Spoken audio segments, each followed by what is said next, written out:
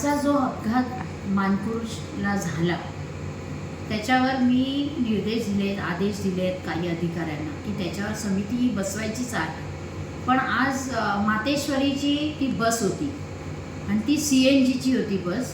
प्रतीक्षानगर डेपोमधून ती निघालेली बस आणि ह्या बसमध्ये ड्रायव्हर जो होता चालवणारा त्याचा स्पीड खूप होता. कारण का लोक तिथली सांगत होती की बहुत स्पीड में ये गाडी चला रहा था आणि त्याला ॲक्च्युली ब्रिजच्या खाली आपला बस स्टॉप होता आणि त्याला बस स्टॉपवर जाण्यासाठी ब्रिजच्या खाली जायचं होतं आणि त्याला म्हणून त्यांनी आधीच गाडी स्लो करायला पाहिजे होती. एवढा स्पीड पकडायची गरजच नव्हती कारण का त्याला ब्रिजच्या खाली जायचं होतं. पण तो इतका स्पीड होता की डिवायडरवर 2 माणसं होती त्यांनी उडवलं आणि ठोकली आणि त्याच्यामुळे बसच्या आतले जे पॅसेंजर होते ते 8 लोक पूर्ण 8-10 लोक होती त्यांना ते कुठे ना कुठे लागलं आहे. कोणाचा फ्रॅक्चर झालेला आहे, कोणाचा एल्बो खाली आला आहे, कोणाच्या ओठाला टाके पडलेले आहेत, कोणाच्या एक तरुण मुलगी आहे तिच्या डोक्याला 5 टाके पडलेले आहेत, तिच्या म्हणजे खांद्याच्या इथे मुकामार लागलेला आहे.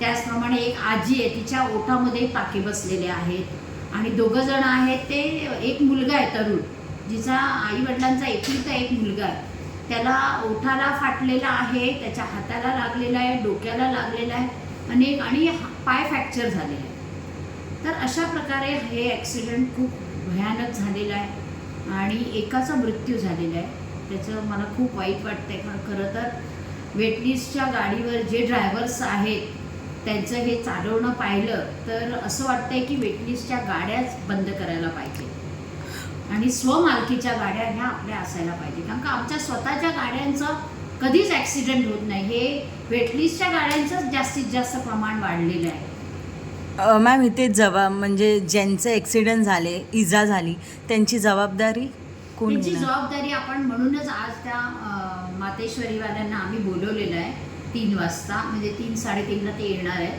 तर त्यांना त्यांचा संपूर्ण खर्च म्हणजे त्यांना कॉम्पेन्सेशन ते आजारी आहेत कुठे लागलं आहे त्यांचं संपूर्ण औषध पाणी आपण आता फ्रीमध्ये करतो आहे आपल्या मुंबई महानगरपालिकेच्या हॉस्पिटलमध्ये म्हणजे राजावाडी आणि ह्या साईडला आहे म्हणजे शताब्दीला आणि त्याचप्रमाणे त्यांनी कॉम्पेन्सेशन म्हणून त्यांनी काही ना काय त्यांना देणं गरजेचं आहे. ते तर होईलच. पण एक आहे की आता ड्रायव्हर लोकांना म्हणतात ना त्यांना आता प्रशिक्षण कुठल्या पद्धतीने द्यायचं आहे. खरं तर दादरला ज्या वेळेला ॲक्सिडेंट झालं त्याच वेळेला मी ठरवलं होतं की ॲक्सिडेंट हे का होत आहेत तर त्यांना ड्रायव्हर लोकांना स्ट्रेस आहे की 8 तासाच्या ड्युटीच्या नंतर त्यांनी 9 तास विश्रांती घ्यायची असते पण ते घेत नाही. त्याचं कारण त्यांना पगार तुटबंदी आहे आणि म्हणून सन्माननीय उपमुख्यमंत्री एकनाथजी शिंदे साहेब यांनी वेटलिस्टच्या ड्रायव्हर लोकांना 2,000 रुपये पगार वाढ दिलेली आहे आणि जे BSTचे स्वतःच्या हक्काचे ड्रायव्हर आहेत त्यांना 3,000ची वाढ दिलेली आहे. तर हे लवकरात लवकर इम्प्लिमेंट करून त्या ड्रायव्हर लोकांनाही खऱ्या अर्थाने न्याय देण्याचं काम आमचे शिंदेसाहेब करत आहेत. वारंवार ही घटना होऊ नये जसे की ॲक्सिडेंट आता मध्यंतरी जो दादर प्लाझाला झालेला हे होऊ नये म्हणून सरकार काय उपाययोजना करणार? सरकार तर आहेच उपाययोजना करायला. आमच्याबरोबर मिटिंगला आम्हाला आता बसवणार आहेत गुरुवार आणि त्याचप्रमाणे आम्ही थोडंसं स्टँड घेतलेलं आहे की ड्रायव्हर लोकांना OT द्यायचा नाही.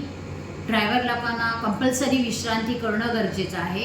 ड्रायव्हर लोकांना पगार व्यवस्थित मिळाला पाहिजे की जेणेकरून ते स्ट्रेसमध्ये चालवणार नाही.